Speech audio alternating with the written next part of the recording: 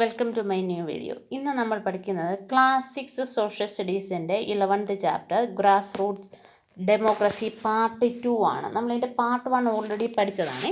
അപ്പോൾ ഇന്ന് നമ്മൾ പഠിക്കുന്നത് ലോക്കൽ ഗവൺമെൻറ് റൂറൽ ഏരിയാസിൽ എങ്ങനെയാണ്. റൂറൽ ഏരിയാസ് എന്ന് പറഞ്ഞു കഴിഞ്ഞാൽ തീരെ ഡെവലപ്മെൻ്റ് ഒന്നും എത്താത്ത അതായത് വില്ലേജുകളിൽ എങ്ങനെയാണ് എന്നുള്ളതാണ് പറയുന്നത്. ഗാന്ധിജി പറഞ്ഞ ഒരു കോട്ടിങ് ഇവിടെ കൊടുത്തിട്ടുണ്ട്. The real India leaves in its villages. യഥാർത്ഥ ഭാരതം എന്ന് പറയുന്നത് ഗ്രാമങ്ങളിലാണ്. ഇവിടെ ഈ ലെസണിൽ എന്തൊക്കെയാണ് നമ്മൾ ഡിസ്കസ് ചെയ്യുന്നതെന്ന് ഇവിടെ പറയുന്നുണ്ട്. അതായത് പഞ്ചായത്തി രാജ് ഇൻസ്റ്റിറ്റ്യൂഷൻസ് ഏതൊക്കെയാണ്, അതിൻ്റെ ജോലി എന്താണ്, പിന്നെ ഈ സ്ഥാപനങ്ങൾക്ക് ഭരണ സംവിധാനത്തിൽ നമ്മുടെ രാഷ്ട്രീയത്തിൽ അല്ലെ ഭരണ സംവിധാനത്തിൽ എന്തൊക്കെ ഇമ്പോർട്ടൻസ് ആണ് ഉള്ളത്, പ്രാധാന്യം എന്ത്. അപ്പോൾ എല്ലാ ദിവസവും പറയുന്ന പോലെ എല്ലാവരും വീഡിയോ ഒന്ന് ലൈക്ക് ചെയ്തേക്കണം. ഒപ്പം തന്നെ ചാനൽ സബ്സ്ക്രൈബ് ചെയ്യാതെ ആരെങ്കിലും കാണുന്നുണ്ടെങ്കിൽ ചാനൽ ഒന്ന് സബ്സ്ക്രൈബ് ചെയ്തേക്കണം കേട്ടോ. ലെസണിലേക്ക് പോകാൻ. Let us now see how the government functions at the local level. നമ്മുടെ ലോക്കൽ ലെവലിൽ അതായത് ഏറ്റവും താഴത്തെ തട്ടിൽ എങ്ങനെയാണ് ഭരണം നടക്കുന്നതെന്നാണ് നമ്മൾ പറയുന്നത്. In this chapter our focus will be on local government in rural areas. We will move to urban areas in the next chapter. നമ്മൾ ഇന്നിപ്പം ഡിസ്കസ് ചെയ്യുന്ന റൂറൽ ഏരിയാസ് അതായത് വില്ലേജ് ഭാഗങ്ങളിൽ എങ്ങനെയാണ് ഈ ലോക്കൽ ഗവൺമെൻറ് വർക്ക് ആവുന്നത് എന്നാണ് നമ്മൾ അടുത്ത ചാപ്റ്ററിൽ അർബൻ ഏരിയാസ് ആണ്, സിറ്റികളെക്കുറിച്ചാണ് പറയുന്നത്. ഇന്ത്യ എന്ന് പറഞ്ഞു കഴിഞ്ഞാൽ ഒരു വലിയ സൈസുള്ള എന്നാൽ ഒരുപാട് ഡൈവേഴ്സിറ്റികൾ എന്താ പറയുന്നത് വ്യത്യസ്തതകളുള്ള ഒരു രാജ്യമാണ്. നമുക്ക് ഏകദേശം 6 ലക്ഷം വില്ലേജുകളും 8,000 ടൗണുകളും 4,000 സിറ്റികളും ഉണ്ട്. നമ്മുടെ പോപ്പുലേഷൻ എന്ന് പറയുന്നത് ലോകത്തിലെ ഏറ്റവും വലിയ പോപ്പുലേഷനുള്ള രാജ്യമാണ് നമ്മുടേത്. അതായത് 1.4 ബില്യൺ ആണുള്ളത്. ഇതിൻ്റെ ഏകദേശം 2/3 പാർട്ട് എന്ന് പറയുന്നത് വില്ലേജുകളിലാണ്, റൂറൽ ഏരിയാസിലാണ് താമസിക്കുന്നത്. How do we govern the ourselves in this complex society. ഇപ്പോൾ ഇത്രയ്ക്കും കോംപ്ലക്സ് ആയിട്ടുള്ളൊരു സൊസൈറ്റിയെ എങ്ങനെയാണ് ഭരിക്കുന്നത് എന്നാണ് നമ്മൾ പറയുന്നത്. Let us take a trip to Lakshmanpur, a small village in the foothills of the Himalaya. ഹിമാലയത്തിൻ്റെ താഴ്വാരത്തുള്ള ലക്ഷ്മൺപൂരിലേക്കാണ് നമ്മൾ പറയുന്നത്. ഇവിടെ ഏകദേശം 200 വീടുകളും ഏകദേശം എന്താ പറയുന്നത് 700 ആൾക്കാർ, പോപ്പുലേഷൻ 700. ഫാർമേഴ്സാണ് ഇതിനകത്തിൽ കൂടുതൽ ഉള്ള ആൾക്കാർ. People cultivate their lands and rear cows for the gods or gods. അതായത് കന്നുകാലി വളർത്തലും കൃഷിയുമാണ് അവരുടെ ഏറ്റവും വലിയ ഉപജീവന മാർഗം. Some have relatives serving in the armed forces. A few younger villages have migrated to the city in search of jobs. പിന്നെ വ്യത്യസ്തത എന്ന് പറയുന്നത് ഇതിൽ കുറച്ച് ആൾക്കാർ, ലക്ഷ്മൺപൂരിലെ കുറച്ച് ആൾക്കാർ സോൾജേഴ്സ് ആർമിയിലേക്ക് മാറിയിട്ടുണ്ട്, അതായത് ഫോഴ്സിലേക്ക് പോയിട്ടുണ്ട്, ആർമഡ് ഫോഴ്സസിലേക്ക് പോയിട്ടുണ്ട്. പിന്നെ കുറച്ച് ആൾക്കാർ സിറ്റികളിലേക്ക് ജോലി തിരക്കി പോയിട്ടുമുണ്ട്. What are their needs in this village. അപ്പോൾ ബാക്കിയുള്ള ആൾക്കാരെല്ലാം ഈ വില്ലേജിൽ തന്നെ ഉണ്ടെന്ന് നമ്മൾ വിചാരിക്കുക. Maybe water for the field, repairing their main road if it is got damaged by heavy rain or maintaining the village primary schools. ഇനി ഇവിടെ താമസിക്കുന്ന ആൾക്കാർക്ക് നമുക്കറിയാം അവർക്ക് കൃഷിയാണ് ഉപജീവന മാർഗ്ഗം, അല്ലെങ്കിൽ കന്നുകാലി വളർത്താനാണ്, അവർക്ക് വെള്ളം അത്യാവശ്യമാണ്, പിന്നെ റോഡ് അത്യാവശ്യമാണ്, പിന്നെ അതുപോലെ കുഞ്ഞുങ്ങളെ പഠിപ്പിക്കാൻ വേണ്ടിയുള്ള സ്കൂളുകൾ, ഇതൊക്കെ വളരെ അത്യാവശ്യമുള്ളതാണ്. How will the villages take decisions about such matters that affect their daily life. ഇതൊക്കെ എങ്ങനെയാണ് അവർ മാനേജ് ചെയ്യുന്നത്. And where will they get the resources to meet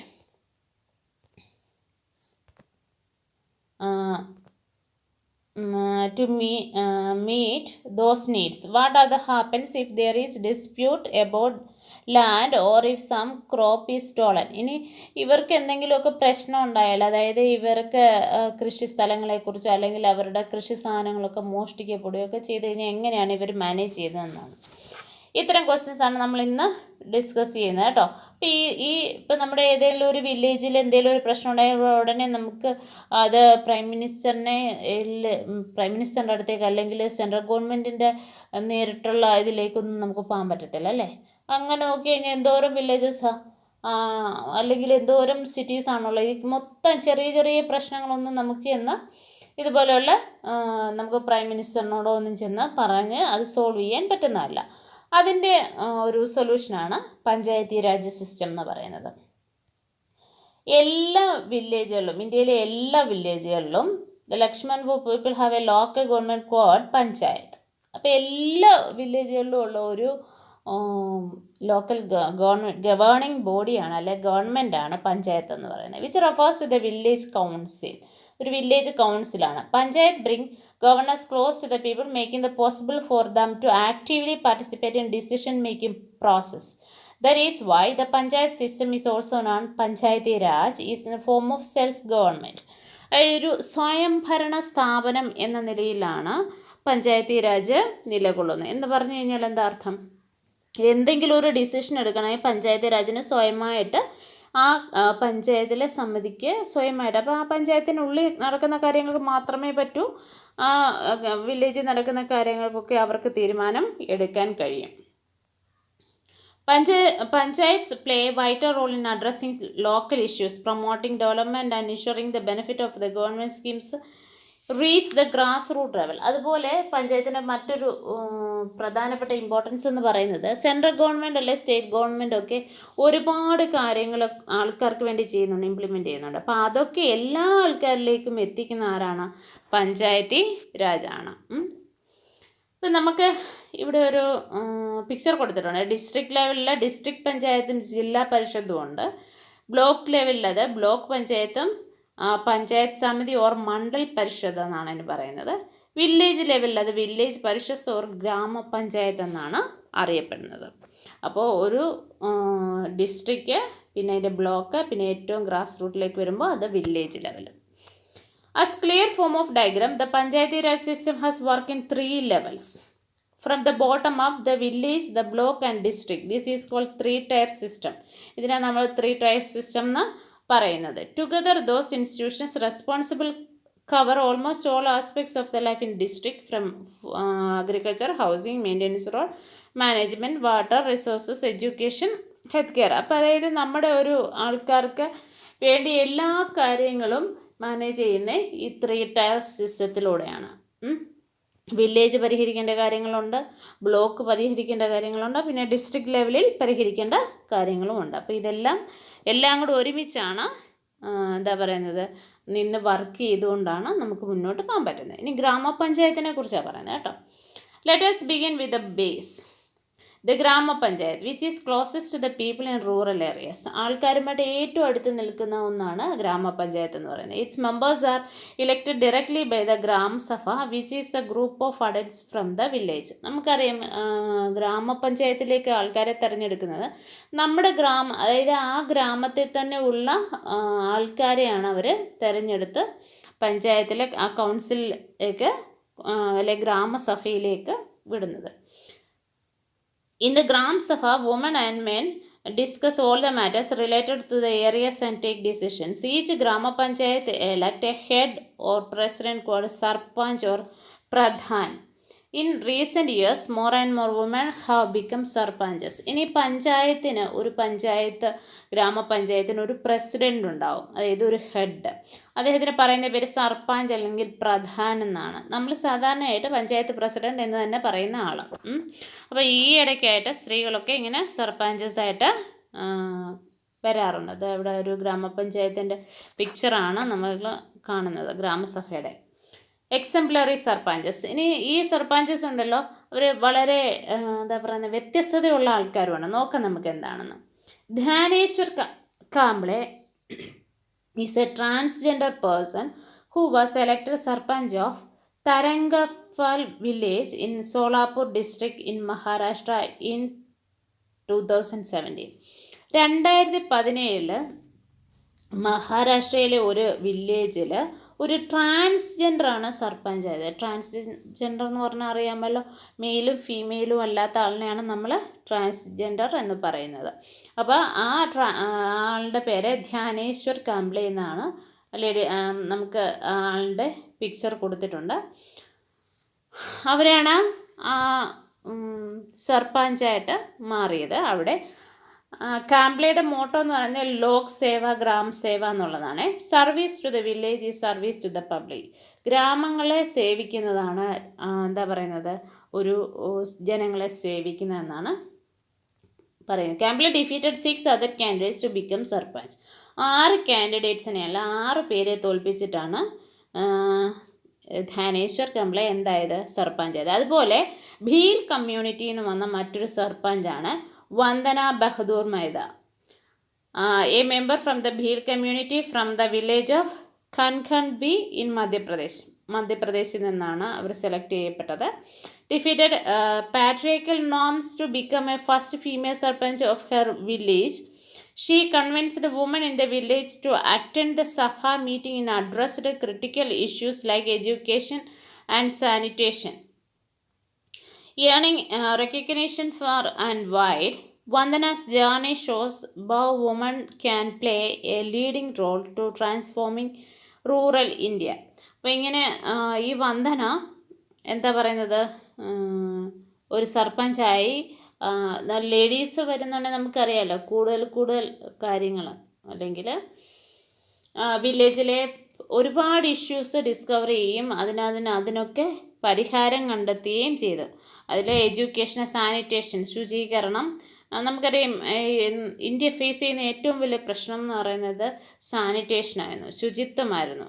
ഇത് കക്കൂസും കുളിമുറിയും എല്ലാ വീടുകളിലും ഇല്ല എന്നുള്ളതായിരുന്നു ഇന്ത്യ നേരിട്ട ഏറ്റവും വലിയ പ്രശ്നം. അതാണ് ഇവരൊക്കെ സോൾവ് ചെയ്തുകൊണ്ട് വരുന്നത്.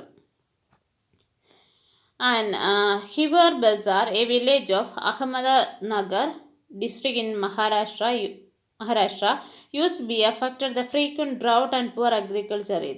After Popetta Rao Babuji Pawar became the Sarpanch, he started applying Anna Hazare's model of rainwater harvesting, watershed conservation and massive tree planting of lack of trees, all of which contributed to the recharge of groundwater. ഇനി പറയുന്നത് അഹമ്മദ നഗറിലെ ഒരു ഡിസ്ട്രിക്റ്റിൻ്റെ കാര്യം, മഹാരാഷ്ട്രയിലെ. അതായത് അവിടെ ഒരു സർപഞ്ചുണ്ട്. അദ്ദേഹത്തിൻ്റെ പേര് പൊപ്പറ്റ റാവു ബാബുജി പവാർ എന്നാണ്. അദ്ദേഹം എന്താ ചെയ്തതെന്ന് ചോദിച്ചാൽ, അവരുടെ നാട്ടിൽ ഭയങ്കരമായിട്ട് വരൾച്ചയാണ്, വെള്ളത്തിന് ഭയങ്കര ബുദ്ധിമുട്ടാണ്. അതിന് അദ്ദേഹം അണ്ണാ ഹസാരെ ചെയ്ത് എന്താണെന്നറിയാമോ, അതായത് മഴക്കുഴികൾ, അതായത് മഴവെള്ളം തടഞ്ഞു നിർത്തിയിട്ട് അല്ലെങ്കിൽ കുഴികളിൽ നിറച്ച് നിർത്തിയിട്ട് കിണർ റീചാർജിങ് എന്ന് പറയുന്ന പോലെ, അതായത് നമ്മുടെ ഭൂമിക്കടിയിലേക്ക് വെള്ളം ഇറങ്ങിച്ചെന്ന് കഴിഞ്ഞാൽ അത് അവിടെ കെട്ടിക്കിടക്കുകയും ഒരു 2, 3 അല്ലെങ്കിൽ 4, 5 വർഷം കഴിയുമ്പോൾ നമുക്ക് സ്ഥിരമായി വെള്ളം കിട്ടുന്ന ഒരു സോഴ്സായിട്ട് അത് മാറുകയും ചെയ്യും. അതായിരുന്നു അണ്ണാ ഹസാരെയുടെ റെയിൻ വാട്ടർ ഹാർവെസ്റ്റിംഗ് എന്ന കോൺസെപ്റ്റ്. അപ്പോൾ അതിന് വേണ്ടിയിട്ട് എന്ത് ചെയ്തതെന്നറിയാമോ, ഇദ്ദേഹം വാട്ടർഷെഡ് കൺസർവേഷൻ ചെയ്തു. അതായത് നമ്മൾ ഈ വീടുകളുടെ റൂഫിങ്ങിൽ നിന്നൊക്കെ വരുന്ന വെള്ളം ഒരു പൈപ്പ് വഴി ഒരു ഫിക്സ്ഡ് ആയിട്ടുള്ള കുഴികളിൽ നിറയ്ക്കുകയും അത് ആ കുഴികൾ കിട്ടുന്ന വെള്ളം മുഴുവൻ അതിനകത്തേക്ക് ആവുകയും പിന്നെ അത് നമ്മുടെ കിണറുകളിലൊക്കെ ആ വെള്ളം ഇങ്ങനെ അരിച്ച് ഭൂമിക്കടിയിലൂടെ അരിച്ചെത്തുകയും ചെയ്യും. അപ്പം അങ്ങനെ കുറേ വർഷങ്ങളായി കഴിയുമ്പോൾ, ഒരു 3-4 വർഷങ്ങളായി കഴിയുമ്പോൾ നമുക്ക് വെള്ളത്തിന് ബുദ്ധിമുട്ട് വരത്തില്ല. അതുപോലെ ധാരാളം മരങ്ങൾ വെച്ച് പിടിക്കുകയും ചെയ്തു. അങ്ങനെ ആ നാട്ടിലെ വെള്ളത്തിൻ്റെ ബുദ്ധിമുട്ടൊക്കെ മാറി. ഇത് collaboration of the villages, Hiware Bazar become green and prosperous village in few years. പിന്നെ അദ്ദേഹത്തിന് അത് പത്മശ്രീ അവാർഡ് 2020 ആ സർപഞ്ചിന് കിട്ടിയിട്ടുണ്ട് കേട്ടോ. The Grama Panchayat is assisted by the Panchayat Secretary who performs administrative functions such as calling meeting and maintaining records. അതായത് ഗ്രാമപഞ്ചായത്തിൻ്റെ കാര്യങ്ങൾ ഗവൺമെൻറ്റിൻ്റെ സൈഡിൽ നിന്ന് നോക്കുന്ന ആൾ പഞ്ചായത്ത് സെക്രട്ടറിയാണ്. അദ്ദേഹമാണ് ഈ മീറ്റിങ്ങുകളൊക്കെ കണ്ടക്ട് ചെയ്യുന്നതൊക്കെ. Most gram panchayats are also assisted by the officer called Patwari in many parts of India who maintains the village's land records. In some cases, Patwari keeps maps that are generations old. ഇനി അതുപോലെ ഈ നമ്മൾ panchayat secretary പോലെ തന്നെ മറ്റൊരാളുണ്ട്, അദ്ദേഹത്തിൻ്റെ പേര് പട്വാരി എന്നാണ്. അദ്ദേഹം എന്താ ചെയ്യുന്നത്, നമ്മുടെ ലാൻഡിൻ്റെ എല്ലാ ഓൾഡ് മാപ്പും പഴയ മാപ്പുകളെല്ലാം അദ്ദേഹത്തിൻ്റെ കയ്യിലുണ്ട്. എന്തെങ്കിലും ഇഷ്യൂസൊക്കെ ഉണ്ടായാൽ, ലാൻഡിൻ്റെ പേരിൽ എന്തെങ്കിലും ഇഷ്യൂസൊക്കെ ഉണ്ടായാൽ ഈ മാപ്പ് നോക്കിയാണ് അദ്ദേഹം അതിൻ്റെ പ്രശ്നങ്ങളൊക്കെ പരിഹരിക്കുന്നത്. അപ്പോൾ ഇവിടെ ഒരു ചോദ്യമുണ്ട്, ഈ മാപ്പ് ഹെൽപ്ഫുൾ ആണോ അല്ലയോ എന്ന്. ഈ പാസ്റ്റും പ്രസൻറ്റിലും ഉള്ള ഈ മാപ്പുകളൊക്കെ, പഴയ മാപ്പുകളൊക്കെ വെച്ചിരിക്കുന്ന ഗുണം, നമുക്ക് എന്തെങ്കിലും ഗുണമുണ്ടോ? തീർച്ചയായിട്ടും ഉണ്ട്. നമുക്കറിയാലോ, ആദ്യം ഞാൻ പറഞ്ഞ തന്നെ, എന്തെങ്കിലും ഇഷ്യൂസ് ഉണ്ടായിക്കഴിഞ്ഞ് കഴിഞ്ഞാൽ ബൗണ്ടറീസൊക്കെ കണ്ടുപിടിക്കാൻ, അതായത് അതിര് തർക്കങ്ങളൊക്കെ വരുമ്പം ഓൾഡ് മാപ്പ് വളരെ നന്നായിരിക്കും. പിന്നെ അതുപോലെ പണ്ടത്തെ ഇപ്പം നമുക്ക് കിട്ടുന്ന ലാൻഡും അല്ലെ ആ സ്ഥലങ്ങൾ തമ്മിലുള്ള ഡെവലപ്മെൻറ്റിൻ്റെ വ്യത്യാസമൊക്കെ നമുക്ക് ഈ ഓൾഡ് മാപ്പ് കൊണ്ട് മനസ്സിലാക്കാൻ പറ്റും. ചൈൽഡ് ഫ്രണ്ട്ലി പഞ്ചായത്ത് ഇനിഷ്യേറ്റീവ്സ്, ഇനിയും കുട്ടികൾക്ക് വേണ്ടിയിട്ട് എന്തൊക്കെയാണ് ചെയ്യുന്നതെന്ന്. അപ്പോൾ എല്ലാ കാര്യങ്ങളും കുട്ടികൾക്ക് നമ്മൾ ചെയ്തു കൊടുക്കുന്നുണ്ട് അല്ലേ. അപ്പോൾ panchayat are supposed to listen the every ones voice including the children. The child friendly panchayat initiative create opportunities for the children to express their ideas, opinions and matters to concern their wellbeing.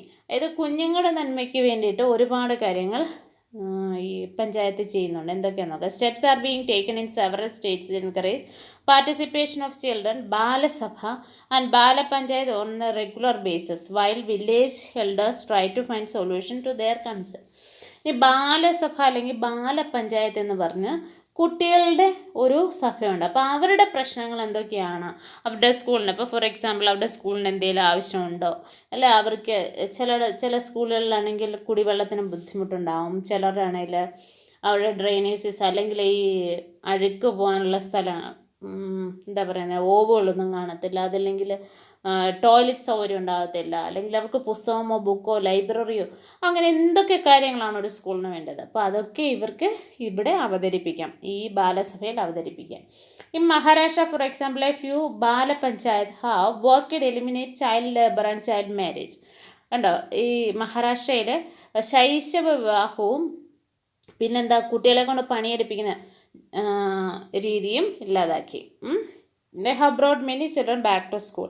കുട്ടികളെ എല്ലാം സ്കൂളിലേക്ക് അവർ തിരിച്ചു കൊണ്ടുവന്നു. The Bala Panchayat members get together to convince parents and adults to send their wards back to school and not to arrange marriages for girls who should be studying. നമ്മുടെ നാട്ടിൽ അങ്ങനെയില്ല, പക്ഷേ ഈ നോർത്ത് ഇന്ത്യയിലൊക്കെ കുട്ടികൾ പഠിച്ചുകൊണ്ടിരിക്കുമ്പോൾ തന്നെ, ചെറിയ കുട്ടികളായിരിക്കും തന്നെ വിവാഹം കഴിപ്പിച്ചു വിടും പെൺകുട്ടികളെ. അതുപോലെ ആൺകുട്ടികളെ പല ജോലിക്ക് വിടും. വിദ്യാഭ്യാസത്തിന് അവർ വലിയ കൺസിഡറേഷൻ കൊടുക്കാറില്ല.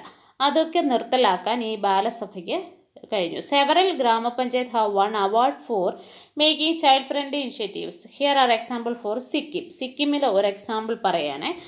ഒരുപാട് ബാലസഭയ്ക്ക് ഇങ്ങനെ അവാർഡൊക്കെ കിട്ടിയിട്ടുണ്ട്. സംഘു Radhu Khandu gram panchayat in western Sikkim have given a lot of importance of children's need and right. The panchayat was built compound walls for the schools to make safer for children. കുട്ടികൾക്ക് വേണ്ടിയിട്ട് അതായത് മതിൽക്കെട്ടുകൾ ഉണ്ടാക്കി, അതായത് സ്കൂളിന്. To ensure the students get hygienically cooked mid-day meals, അതുപോലെ ഉച്ചഭക്ഷണം നല്ല രീതിയിൽ ഉണ്ടാക്കി കൊടുത്തു. The gram panchayat constructed kitchens in the സ്കൂളിൽ കിച്ചൺ ഉണ്ടാക്കി കൊടുത്തു. It is for this effort സംഘു രാധുകന്ദു have been declared a child friendly gram panchayat. അപ്പോൾ ആ ഗ്രാമപഞ്ചായത്ത് ഒരു ചൈൽഡ് ഫ്രണ്ട്ലി ഗ്രാമപഞ്ചായത്ത് എന്നാണ് അറിയപ്പെടുന്നത്. The children's parliament and offshoot of bunker Roy's barefoot college initiative a few decades ago empowered underprivileged children to Rajasthan rural areas through education and democratic participation. ഇനി ഇത് മാത്രമല്ല, കുട്ടികളുടെ പാർലമെൻറ്റും ഒക്കെ ഉണ്ട്. അപ്പോൾ അതിലൂടെയൊക്കെ കുട്ടികളെ മുന്നോട്ട് കൊണ്ടുവരാൻ വളരെയധികം ഈ എന്താ പറയുന്നത് ചൈൽഡ് ഫ്രണ്ട്ലി ആയിട്ടുള്ള ഗ്രാമപഞ്ചായത്ത് സഹായിക്കുന്നുണ്ട്. Children age to 8-14 and engage to governance process learning about democracy and social responsibility through rights and night schools and parliament like elections. The parliaments followed formal procedures including voter ID card and campaigning elected. ഇതുപോലെ ഈ parliament, അതായത് നമ്മുടെ സാധാരണ election പോലെ തന്നെ കുട്ടികളുടെ പാർലമെൻറ്റിലേക്കുള്ള election നടക്കുക, voters ID, അവരുടെ ID ഉണ്ടാക്കി കൊടുക്കുക, അങ്ങനെ ഒരുപാട് കാര്യങ്ങൾ, അതായത് നമ്മുടെ ഭരണ സംവിധാനങ്ങൾ കുട്ടികൾക്ക് മനസ്സിലാക്കി കൊടുക്കാനുള്ള ഒരുപാട് കാര്യങ്ങൾ അവർ ചെയ്യാറുണ്ട്. Then Each representatives formed a cabinet overseeing the school management and advocating the community needs. അതുപോലെ ഇവരെ തിരഞ്ഞെടുക്കപ്പെടുന്ന ക്യാബിനറ്റ് എന്നാണ് അറിയപ്പെടുന്നത്. അത് സ്കൂളിലെ പല കാര്യങ്ങളും അവർ ശ്രദ്ധിക്കുന്നു. അത് initiative foster leadership skills and social awareness enabling children to challenge society norms. ഇനി അതുപോലെ നമ്മുടെ സൊസൈറ്റിയിൽ എന്തൊക്കെ കാര്യങ്ങളാണ് നടക്കുന്നത്, അവർക്ക് കുട്ടികൾക്ക് എന്തൊക്കെ ചെയ്യാൻ പറ്റും, അതിനെക്കുറിച്ചുള്ള ഒരു അവയർനെസ് നടത്തുന്നതിനൊക്കെ ഇത്. അതുപോലെ ലീഡർഷിപ്പ് ക്വാളിറ്റി, നേതൃത്വ ഗുണത്തിനും എല്ലാം വളരെ കുട്ടികളെ ഇത് സഹായിക്കുന്നുണ്ട്. പിന്നെ അതുപോലെ എഡ്യൂക്കേഷൻ, സാനിറ്റേഷൻ, ഇതിലെല്ലാം കുട്ടികൾക്ക് പ്രത്യേക ഒരു കെയർ കിട്ടുകയും ചെയ്യും. Social equality contributing the community development. അപ്പോൾ ഇതിൽ കുട്ടികൾക്കും നമ്മുടെ സൊസൈറ്റിയിൽ ഒരു റോൾ ഉണ്ടാവുകയാണ്. The children's parliament initiative received many accolades including world child honorary award in 2001. 2001 നമ്മുടെ ലോകത്തിന് തന്നെ വലിയ അവാർഡ് ഈ ഇന്ത്യയിലുള്ള ഈ ചൈൽഡ് പാർലമെൻറ്റിന് വേണ്ടിയിട്ട് കിട്ടിയിട്ടുണ്ട്.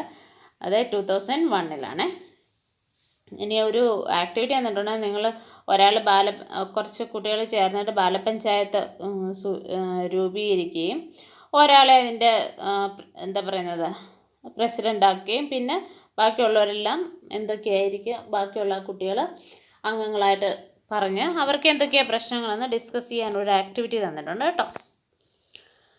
പഞ്ചായത്ത് സമിതി ആൻഡ് ജില്ലാ പരിഷത്ത്. ഇനിയും പറയുന്ന പഞ്ചായത്ത് സമിതിയും ജില്ലാ പരിഷത്തും എന്താണെന്നുള്ളതാണ്.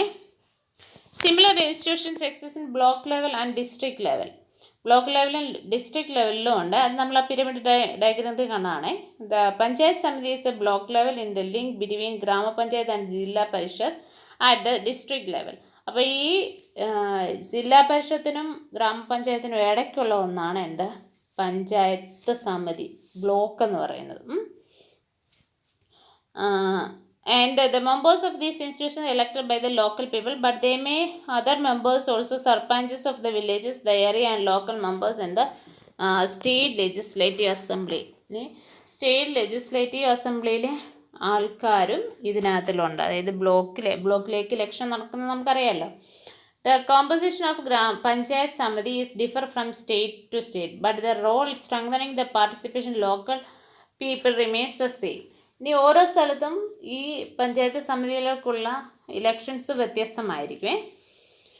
ദേ കോർഡിനേറ്റ്, അതായത് ഗ്രാമപഞ്ചായത്തും ജില്ലയും തമ്മിലുള്ള എന്താ പറയുന്നത് ലെവൽ, അത്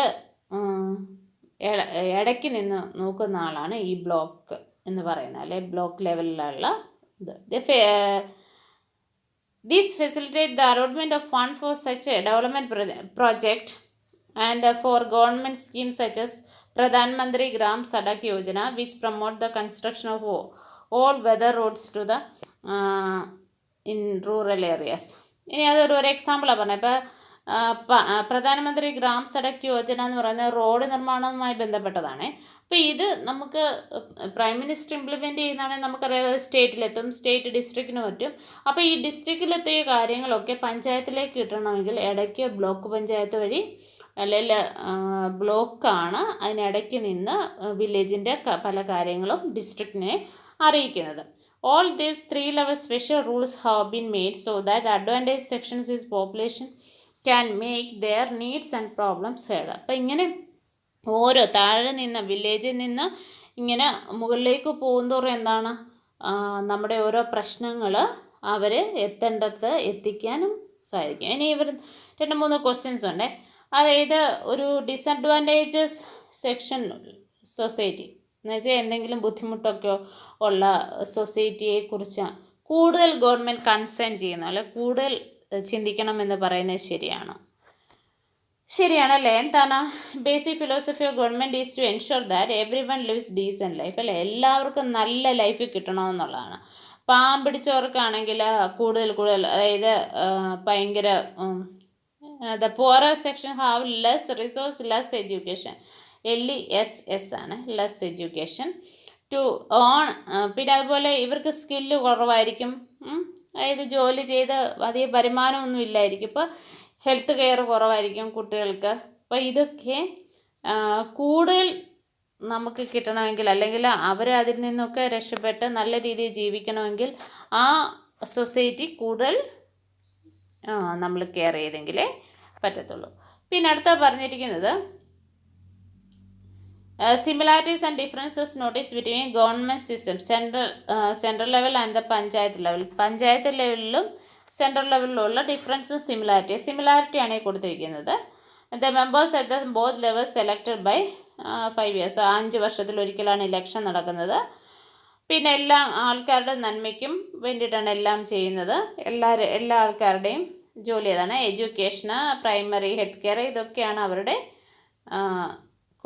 അവരുടെ ഏറ്റവും നല്ല മോട്ടോ എന്ന് പറയുന്നത്. ഇതൊക്കെ സിമിലാരിറ്റിയാണ്. ഇനി ഡിഫറൻസ് എന്തോന്ന് ചോദിച്ചു കഴിഞ്ഞാൽ, central government makes policies for entire nation while panchayat make for one particular panchayat. അതായത് സെൻട്രൽ ഗവൺമെൻറ് എന്തെങ്കിലും നിയമം ഉണ്ടാക്കുന്ന രാജ്യം മുഴുവനാണ് അല്ലേ. പഞ്ചായത്ത് പക്ഷേ എന്തെങ്കിലും നിയമം ഉണ്ടാക്കിയാൽ അത് വില്ലേജിന് മാത്രം. പിന്നെ അതുപോലെ റിസോഴ്സ്, ഒരു രാജ്യത്തിൻ്റെ റിസോഴ്സ് മൊത്തം സെൻട്രൽ ഗവൺമെൻറ്റിനുണ്ട്. പക്ഷേ നമുക്ക് പഞ്ചായത്തിനോ ലിമിറ്റഡ് റിസോഴ്സസേ ഉള്ളൂ, ഒരു വില്ലേജിൻ്റെ മാത്രമല്ലേ ഉള്ളൂ. പിന്നെ ഇവിടെ ഒരു ക്വസ്റ്റനായി തയ്യാറാക്കാൻ പറഞ്ഞിട്ടുണ്ട്.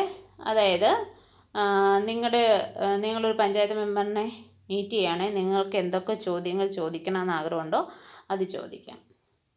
Let us remember that the structure function of Panchayat Raj institution differ in detail across the state. This because the state have authority over those institutions, but their objectives are the same. It is enable villages to take active part in the management and development in the villages and local area. അപ്പോൾ ഇവിടെ നമ്മളിപ്പോൾ പറഞ്ഞത് പല സ്റ്റേറ്റിൻ്റെ ആണെങ്കിലും ഡിസ്ട്രിക്റ്റിൻ്റെ ആണെങ്കിലും ഇങ്ങനെ പല സ്ഥലങ്ങളുടെയും എന്താ പറയുന്നത് ഭരണ സംവിധാനത്തെക്കുറിച്ച് പഠിച്ചു. പക്ഷെ എന്തോ പറഞ്ഞു കഴിഞ്ഞാലും ഒറ്റ റൂളേ ഉള്ളൂ. എന്താണ് കാര്യം? എല്ലാവരും ആൾക്കാരെ മാന്യമായി പരിപാലിക്കുക എന്ന് തന്നെയാണ്. എല്ലാ ജനങ്ങളുടെയും ആവശ്യങ്ങൾ നിറവേറ്റി കൊടുക്കുക എന്നാണ് എല്ലാ സമിതികളുടെയും അല്ലെങ്കിൽ ഗവേണിംഗ് ബോഡിയുടെയും ഇൻസ്റ്റിറ്റ്യൂഷൻസിൻ്റെയും ഉത്തമമായിട്ടുള്ള importance. The Arthashastra is an ancient text of governors. അറിയാമല്ലോ, നമ്മളത് കൗടില്യൻ അല്ലെങ്കിൽ ചാണക്യൻ എന്ന് പറയുന്ന ആൾ എഴുതിയതാണ് അർത്ഥശാസ്ത്രം. ഏകദേശം 2300 വർഷങ്ങൾക്ക് മുമ്പാണ് അദ്ദേഹം എഴുതിയത്. ഇതിനകത്തിൽ ഭരണ സംവിധാനത്തെക്കുറിച്ച് നയതന്ത്രത്തെക്കുറിച്ച് എല്ലാം വളരെ ഭംഗിയായിട്ട് എഴുതിയിട്ടുണ്ട്. What the duties of the ruler and how to conduct war. Kautilya an expert in statecraft also explain how whole administration structure should be put in place from village to regional capital. അതായത് ഈ കൗടില്യൻ അന്ന് യുദ്ധമൊക്കെ ഉള്ളത് കൊണ്ടാണ് യുദ്ധത്തിനെ കുറിച്ച് പറഞ്ഞിരിക്കുന്നത്. അപ്പോൾ യുദ്ധം എങ്ങനെ നടത്തുന്നതാണെന്നുള്ളതിന് നിയമങ്ങളുണ്ട്, അത് ഉണ്ടാക്കിയിട്ടുണ്ട്. അതുപോലെ പല സ്ഥലങ്ങളും എങ്ങനെ ഭരിക്കുന്നു, അതായത് സെൻട്രൽ നിന്നും താഴേക്ക് ഏറ്റവും ലോക്കൽ പ്ലേസിൽ നിന്ന് ഏറ്റവും മുകളിൽ സെൻട്രൽ ഗവൺമെൻറ് വരെയുള്ള എല്ലാ കാര്യങ്ങളും, അല്ല രാജാവിൻ്റെ അടുത്ത് വരെയുള്ള എല്ലാ കാര്യങ്ങളും എങ്ങനെയൊക്കെയാണ് ഭരണ സംവിധാനമെന്നും പറഞ്ഞിട്ടുണ്ട്. The king shall establish Sangrahana, a sub district headquarters for every 10 villages and a district headquarters 100 villages and for 400 villages Dronamukha and Sthaniya provincial headquarter for every 800 villages. ഇതായിരുന്നു കൗടില്യൻ്റെ അല്ലെങ്കിൽ ചാണക്യൻ്റെ അർത്ഥശാസ്ത്രത്തിൽ പറഞ്ഞിട്ടുള്ള ഭരണ സംവിധാനം. അതായത് 10 വില്ലേജുകൾ ചേർന്ന ഒരു സംഗ്രഹാന, അതായത് സബ് ഡിസ്ട്രിക്റ്റ്, അതായത് ആ സബ് ഡിസ്ട്രിക്റ്റിലുള്ള കാര്യങ്ങളെല്ലാം അവരാണ് നോക്കുന്നത്. അങ്ങനെ ഓരോരോ കുറേശ്ശെ അവർ ഡിവൈഡ് ചെയ്ത് കൊടുത്തിരുന്നു. Today's language, what are the names were given these 4 categories. It is not amazing that similar structure have that so long ago. കണ്ടോ? അപ്പോൾ ഇതുപോലെ നമുക്കും എന്താണ് പറയുന്നത്, ഇപ്പോൾ പറഞ്ഞില്ലേ ഗ്രാമപഞ്ചായത്ത്, ബ്ലോക്ക്, ഡിസ്ട്രിക്ട് സമിതി അല്ലെങ്കിൽ ജില്ലാ പരിഷത്ത്, ഇതൊക്കെ ഈ രീതിയിൽ പണ്ടേ കൗടില്യൻ്റെ കാലത്തെ ഇങ്ങനെയൊക്കെ എഴുതപ്പെട്ടിരുന്നു എന്നാണ് നമ്മൾ മനസ്സിലാക്കേണ്ടത്. അപ്പോൾ വളരെ മനോഹരമായ ഒരു ഭരണ സംവിധാനം അന്നേ ഭാരതത്തിനുണ്ടായിരുന്നു എന്നാണ് കണക്കാക്കപ്പെടുന്നത്. Thank you. നമ്മൾ വളരെ പെട്ടെന്ന് തന്നെ പുതിയൊരു വീഡിയോയുമായി കാണാം കേട്ടോ.